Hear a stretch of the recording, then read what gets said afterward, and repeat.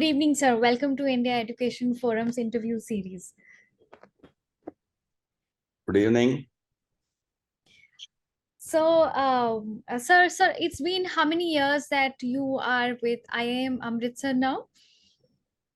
Approximately 4.5 years. Okay. And how has the journey been so far? The journey has been challenging, but always, I look at every challenge as an opportunity. From that point of view, it was great. Okay.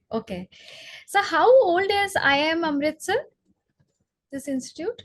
As an institution, we are 8 years old. We are Oh, in the 9th year now. okay.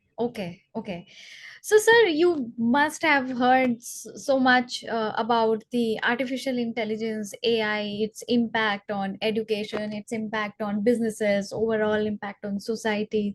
So, this is like an ongoing topic with educators and everybody else also.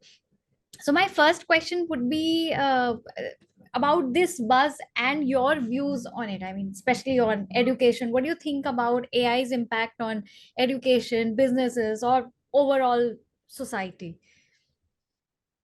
I think just like any technology, AI also will have its own positive and negatives. For example, if you're looking at education, AI, for example, has the potential to customize the learning experience Mhm. based on individual learning preferences, needs, styles, and whatnot. Right. It also, for example, can have access to education. Previously, the brick and mortar schools, you have to go there, but now with AI and ML, it is quite possible that uh, people around the world can benefit out of this technology. So in other words, somebody cannot say that, I could not get it, Yeah. or I don't have opportunity. Correct. Of course, there are always questions about ethics that comes into play. Yeah. Um, I mean, do we blame the person who invented nuclear bomb, right? Or do we blame the people who actually are using it? Absolutely. So from that point, I think how we use AI in education um, is also has its own ethical issues. Correct. Absolutely, sir. So, I mean, if at all, I mean, you just now told us something about its impact on education and its how it is enhancing the accessibility all around. Would you want to elaborate on that? So for example, nowadays we are seeing that in schools or in colleges and in bigger institutes, learners are also using AI, and teachers are also using AI, but there's a mixed kind of an opinion in terms of using it. Some teachers say that it will kind of paralyze the creativity of the learners, too much usage, and some teachers are not very open to adapting to it or accepting it. What is your view on it? How do you think it is changing the education landscape? How should it be? See, the, the purpose of education is to give work to our human brain, Mhm. ultimately, Mhm. whatever be the subject. What we learn, how we use it, whether you are able to analyze the situation, or be able to apply our mind, in thinking through a particular issue or problem in order to come up with solutions, and so on and so forth. Correct. But if you look at AI, let us say that I give an assignment to a student, a thought-provoking assignment, which I think the student can learn, apply the mind. Now, if a student, for example, is able to use AI and ML, Mhm. those type of technology, Mhm. and then come up with an answer which is not his own or her own, Mhm. and just give it to me, I Mhm. would think that the student has learned, but actually, to what extent student has learned is a question that one can always, what do you call, um, debate. Mhm. Mhm. So as long as AI is instrumental in facilitating the learning process of individuals, that is quite good. Mhm. If it is not going to facilitate the Mhm. learning process, but on the other hand, if it is going to create a system where what I would say, seemingly somebody can say, I have learned, Mhm. or the appearance of learning, but without learning, then it is not going to be very good for the educational ecosystem. In that case, sir, do you think that the teaching methodology or the curriculum or the pedagogy needs to change, which is like more challenging, and which challenges the brains of the learners in a way wherein AI will not be able to interfere. Even if they use AI, it will challenge their brains in some other way. See, the answer may be both yes and no.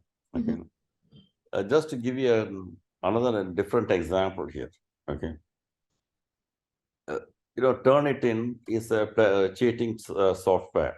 Okay. So even let's say we give a take-home assignment, we ask the students to use the Turnitin, and then Turnitin users compares that with hundreds and thousands of papers and other things, and then gives you an estimate of what percentage is what you call overlapping and what percentage of the paper is your own, and so on and so forth. Mhm. Okay. Mhm. Now some database, some data is there out there with that it collects. Mhm. Now maybe in the initial stages, AI may not, we can create something and then we give it and AI uses that. Then it also builds a database. Now eventually, we are going to run out of ideas. Okay. Mhm. In terms of how to test the learning process. On the other hand, for example, certain other things, I was recently looking at one of the softwares, online learning tool, where they said, for example, if you're using a case study, whether the students are prepared, have they read the case, and so on and so forth. The AI can use, right, and generate questions, right, where the students can, maybe the first 5-10 minutes of the class, the students take some the quiz that to the instructor that gives an assessment of how many of the students have read, how many of them are prepared for the class, and so on and so forth. Okay. Mhm. So there is no doubt that we have to embrace technology right in our curriculum, Mhm. but we still have to. I would say this is a sort of shift that is taking place. Even the educational ecosystem is sort of getting geared towards that, and then how we are going to exploit that technology to facilitate better learning. So there is a learning process, in my opinion, there itself. How do I learn the tools of AI, and in order to make learning more effective, Correct. where I can help the human capital development. Yeah, yeah. So, sir, at IIM Amritsar, do you see a shift in learning and teaching because of AI coming in? I mean, do you see that there is some kind of changes in the curriculum or in the teaching methods or the learning methods? Like you said that, everything is you prompt the AI and the AI can do assignments for you. So, and I'm sure that the faculties are also aware of that. So do you see a change, or have you done some kind of a change in the teaching learning methods or curriculum? I won't say that our learning method has changed, Okay. okay, or the curriculum itself. I would say, okay, let's keep the curriculum part aside. Okay, we have, for example, updated our curriculum to include modern topics like, the AI and machine learning, Okay. Okay. those type of things, and data science, data analytics, business analytics. So all those new subjects, right, we have introduced in our curriculum in the past 2 years. We Okay. even, for example, have an MBA in business analytics, which we introduced. Now Okay. we are looking at another master's degree program, Mm-hmm. um, again in collaboration with NIT Jalandhar, Okay. um, and IIM Amritsar, which is, we are yet to come up with the exact name, but we are really looking at emerging technologies, right? That's the main focus. Correct. How emerging technologies can help businesses, individuals, so on, and the society, right? This is what we are trying to do. Yeah, So from that actually. point, yes, we have um, revised our curriculum. I mean, Okay. nowadays, for example, everything changes so fast. So Yeah. the curriculum cannot be static. We can't be left behind. Okay. Yes, yes, absolutely, sir. So, like you said, that these new topics. So for example, somebody who's done their graduation 10 years back, or for that matter, 5 years back, so they must be working somewhere, but they also need to upskill themselves, and everybody would want to get attached to IIM. So, do you have such kind of upskilling, learning opportunities in these new technologies or new disciplines for executive learners, employed learners? Of course, yes. See, what we did about 3 years ago, we introduced an Executive Master of Business Administration program, Okay. which is done currently through Zoom, right? Entirely on weekends. So people don't have to quit their job. They can still work. The Okay. classes are held on Saturdays and Sundays, but it spans over a period of 2 year time. These are Oh, live synchronous classes. There is no difference between a physical offline class versus this, except that our students are sitting across the country okay. in front of a computer on through, just as we are doing now. Okay. So Okay. we replicate the exact learning methodology that we do in the offline. The rigor, everything is exactly the same. So Okay. this helps, for example, the students to come up with, uh, in other words, like for without sacrificing their work life, Okay. they can still upskill and learn this one. This is a 2 year degree program. Okay. And the degree that they get, is that of an online degree, or it's like a regular It's a regular degree, Executive Master of Business Administration. okay. See, Okay. when you say online, let me put it this way: there are some asynchronous online courses. Mm-hmm. I mean, earlier days we used to have correspondence courses. Correct. Where the material is sent to you every week. Hmm. You read on your own. Hmm. Maybe some face to face at the end of the year for a week. That's a different model. Correct. From that, we moved to what you call the online system, where we use softwares like Blackboard, etc. Correct. So that is a different asynchronous model where students can learn this, not virtual, I mean, not actual synchronous interaction between the rest of the students Mm-hmm. and the faculty member. So that takes in an asynchronous mode. But the Okay. one we have is a synchronous mode. So Okay. if you don't attend a class, you miss it. The only facility we give them is that we still have all the attendance requirement, and so on and so forth. And you have the But if sessions recorded for a later reference. yes, so during the term, if a student, for example, is on a given day is unable to attend the class, Mm-hmm. he can go back and look at the class, the recording, and still catch up with what has been going on. Okay. Okay. Okay. So it's a fully a degree program. Then Okay. we also have long duration programs. For example, we have programs anywhere ranging from 3 months to 11 months, right? Certificate programs, these are executive certificate programs Okay. in Okay. terms of general management skills, data and science, in terms of branding and digital marketing, Okay. product management. And so we are also working on another program on this artificial intelligence, machine learning, and so on and so forth. Okay. So So we these are are offering it. all homegrown courses. I mean, these are all run by IIM Amritsar, or are these in partnership with some external uh, entity? See, okay, these are homegrown courses. The courses are taught by IIM Amritsar faculty only. Okay. Okay. Okay. Okay. The curricula is designed by us. Mm-hmm. Courses are taught by us, Okay. my faculty. Mm-hmm. We don't have, what should I say, it's not something we just lend our name, Okay. right? Not teach the courses, because I believe that that may have the effect of diluting the quality Okay. of the program that we generally don't encourage. Okay. Okay. Okay. So, sir, what kind of plans does IIM Amritsar have in launching some new programs or certification courses in the coming future, like in the next 12 months? We are working on some of the certificate courses, okay? The Mm-hmm. data science and uh, business analytics, Okay. right? That one accelerated graduate general management program that Okay. we have. Then we'll also be launching digital marketing and product brand and product management. And uh, we we have a freight and distribution, um, global freight and distribution management Okay. program in collaboration with one of the logistics and supply chain companies. Okay. Okay. Okay. So they also provide internship for these people, like, after they complete the program. Okay. So these are some of the things that we are working on. Oh, that's fantastic. So I mean, just like you said, that apprenticeships. So there is a surge of a concept called learning by doing.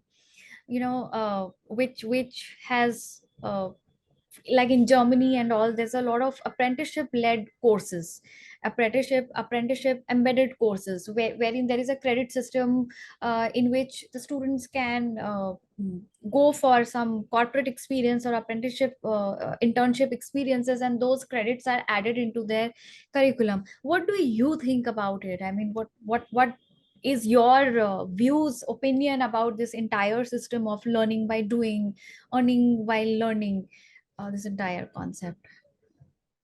See, that is why, I mean, see, today, for example, the demographic of the learners are very diverse. Okay. So previously, the only option for us was to go to a physical classroom, sit in front of the teacher, learn, and then get the degree. Okay. And again, most of the time, it was being done on a full-time basis. Mm-hmm. But now we have a very diverse population, like, and many of the learners are also technology savvy. Okay. So given this, to go back to this one, like, the various programs that we have to offer to different, what you call, categories of people Correct. based on their unique needs and circumstances. Mm-hmm. The apprenticeship model that happens in Germany, where, in fact, I taught in Austria in one of those programs. Mm-hmm. The students spend one semester learning in this one, or the next semester they go to the industry, and Correct. again, third semester they come back. Correct. So Right. the 4-year degree or whatever it is structured in such a way that, they alternate between industry and the Yes. classroom learning. That type of model is also a different one. I don't think it has picked up very much in India. Mm-hmm. Mm-hmm. Uh, because I think there is still some conservative approach in our mind that, the traditional classroom, the Mm-hmm. full-time programs are more valued than these type of programs. Mm-hmm. I Mm-hmm. think that mindset has to change from the industry also, Um, because the learning is learning. mm-hmm. Mm-hmm. So how you learn is a different thing. I Mm-hmm. mean, sometimes people may have a degree, but, not necessarily the subject knowledge. And sometimes people have the knowledge, but, have both. So in that type of sense, when we are really looking at it, the apprenticeship model, of what we call as a cooperative learning, that's how it is termed in some of the Mm-hmm. countries, Mm-hmm. right? That is another model. I think that is something we have not explored in IIM Amritsar yet. Okay. But of course, our regular MBA students have to do an internship at the end of the first year, Mm-hmm. Mm-hmm. 2 months before they do that. Mm-hmm. In some other, like, we also have a collaboration with Kedge Business School for a Okay. dual degree. For Mm-hmm. example, in that program, like, the students actually can go there, do 2 semesters, and the third semester is a mandatory, like, the apprenticeship type of arrangement where they have to work in an industry for 4 months Yeah. Okay. and also do a project. So there are various models we are exploring. Okay, okay, that's really nice. But I think, sir, the IIM and IITs, they are a class apart. But if we look at the majority population, the learning population of our country, which lies on the bottom of the pyramid of BAs and BComs and BACs, what is your opinion that how will those people benefit from this learning by doing, earning while learning model? Because they don't have a lot of opportunities, especially the learners who are from government universities or who are doing their degrees on a distance mode. If they are offered such kind of apprenticeship embedded degrees, wherein they get to learn in a corporate environment and also can earn a degree, at the end of 3 years they have a degree plus work experience of 3 years in the form of an apprenticeship. Do you think it's a good model to work on? Because some of the states have really initiated this and mandated it for their final year students to go through an apprenticeship. So what is your opinion on this? See, that model was there, for example, in ITIs. The ITIs, after they finish the ITIs, they all have to have a 1-year apprenticeship program or something like that. Okay, 1 or 2 years. Mhm. So if you look at, I don't think let's say a BCom graduate, Mhm. okay, after finishing 3 years, right, after finishing 2.5 years, whatever it is, Mhm. I don't see a reason why this student cannot do what particular 1 semester of apprenticeship, Mhm. okay, Mhm. in a regular, um, let's say, a company. right, or a chartered accountancy firm, whatever it is, so that he actually learns what he has learned, right, in the college, and he is able to apply it. Even in subjects like, let's say arts and, I mean, like someone who is learning painting, actually can works in museums, so study the old paintings, whatever it is, and learn out of it.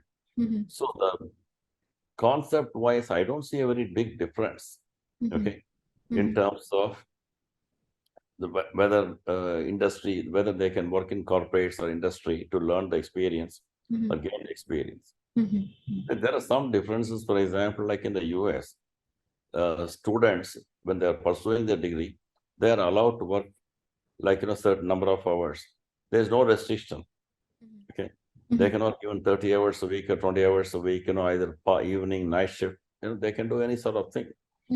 So the thing is like, there I think that there's no, what I would say is that there is no stigma or treatment of different degrees as different classes. I think that the industry must overcome that mentality. Uh, Test people, hire people, right? Give opportunity to people based on their knowledge, right? And their strength, as opposed to whether it is a full-time degree or part-time degree, whether it is this discipline or that discipline, and so on and so forth. When we look at many other people may do one degree, and then their work can be like in a different discipline altogether. You may have an engineer who may be working in marketing.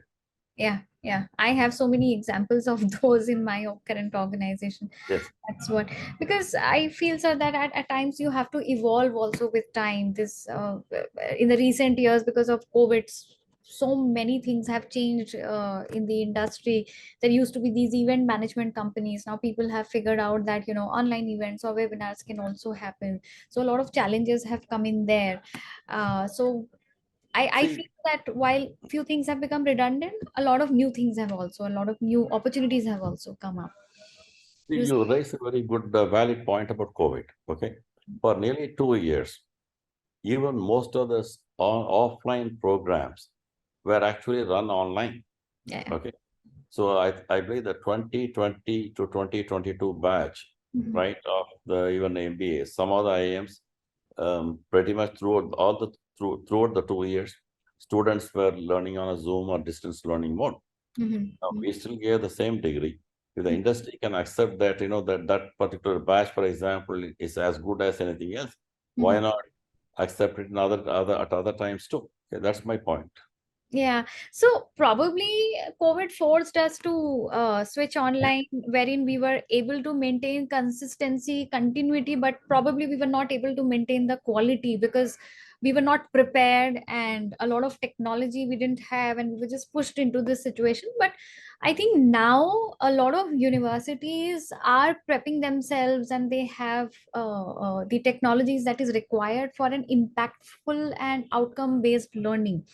They can use online assessments for certain kind of assignments and preliminary assessments. They can use online mode for getting industry experts to record their lectures, and probably learners can have exposure to a world of teachers from around the world, because now everything is online. But yes, of course, I mean, keeping in mind that the impact doesn't get diluted and the outcomes don't get diluted. So so We thank you so much. ensure that. We ensure that. Yes, sir, Uh, absolutely. I mean, IIM as a brand is obviously known for it. I was actually talking to the director of IIM, Sirmor, a couple of months back, and he was also excited about a lot of new things that's happening in his institute, and he's mobilizing a lot of new courses. He's also partnering with a few corporates who are launching some courses with apprenticeships in his institute. So a lot of movement is happening across. It was a really nice, insightful discussion. Thank you so much, sir. I just hope that everything's fine at your home, because a couple of months back you told me that there is some medical emergency at home. I hope everything's fine now. And yes. thank Thanks, you so Kavita. much. Thank you so much, sir. Thank you so much.